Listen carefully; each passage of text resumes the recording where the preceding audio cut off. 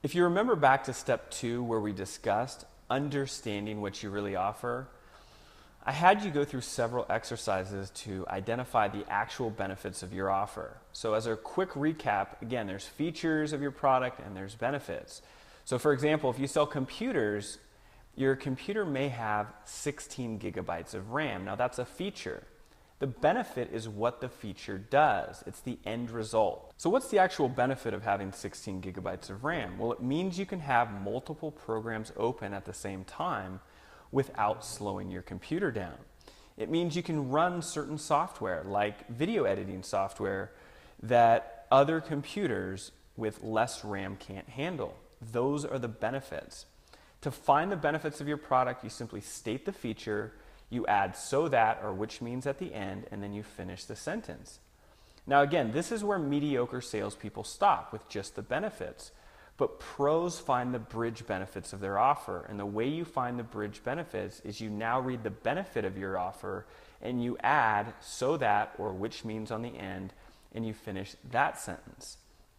If you need a refresher on this, go back and view the videos in step 2 of this course. But the reason I bring this up here is because when you're presenting, you need to connect the dots for your prospect, okay? You can't expect them to think up the benefits and bridge benefits on their own. So a good rule of thumb is this: whenever you present a feature, you always provide the benefit and bridge benefit with it. So let's look at the computer example. This computer has 2 terabytes of hard drive space, plenty of room for all your files, which means you won't have to worry about running out of space and having that annoying, sluggish response from your computer when your disk starts to get too full. Now notice in this example, I connected the dots for the prospect, and this is how you want to present your solution to your prospects. As I mentioned in the last video, you're not going to share all the features and benefits of your product or service.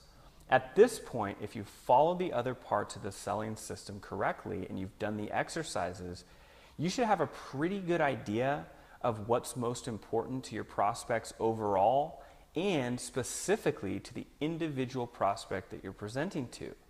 So before you go meet with your prospect in person, over the phone, on a web conference or whatever, spend a little time organizing your notes.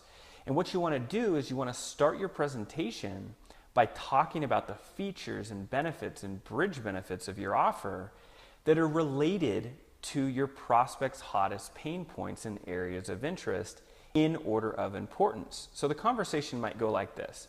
Salesperson: Steve, you mentioned before that your computer's biggest problem is that it's not able to handle the new video editing programs that you're using for your business. Is that correct? Steve says yes. And you mentioned that because of this, you've recently had to turn away a new client. Did I get that right? Steve says yes. Salesperson: would you mind sharing with me roughly how much that client would have been worth to your company? And Steve says, well, would have been worth roughly $5,000 additional per month in revenue.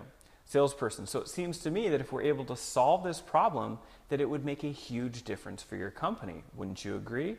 Steve says yes.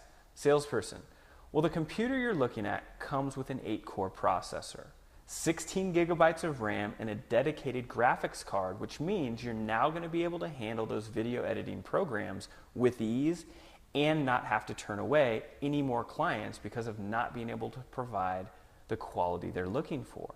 How does that sound? Steve says, sounds great. Salesperson: in addition to that, your computer's speed is frustrating you. You find it annoying that your computer actually works slower than you do, causing you to waste time waiting for videos to render and to generally be less effective overall. Did I remember that right? Steve says yes. Salesperson: this computer has the operating system running off of a solid state drive. Now, without getting into all the technical details, unless you want me to, this is a different technology than your computer currently has. Okay, your current computer has a traditional spinning disk hard drive, whereas this one is entirely digital, which means that your programs will start up 5 times more quickly and your video rendering times will be dramatically reduced. Is that something that you want? Steve says, yes, it is. Now in this example, notice the formula we're using. We bring up hot pain point number 1, and then we reconfirm or tie the prospect down with a question. And we're going to talk more about tie downs in a moment. The prospect says yes, then we bring up the consequences of that need and then reconfirm or tie the prospect down with another question.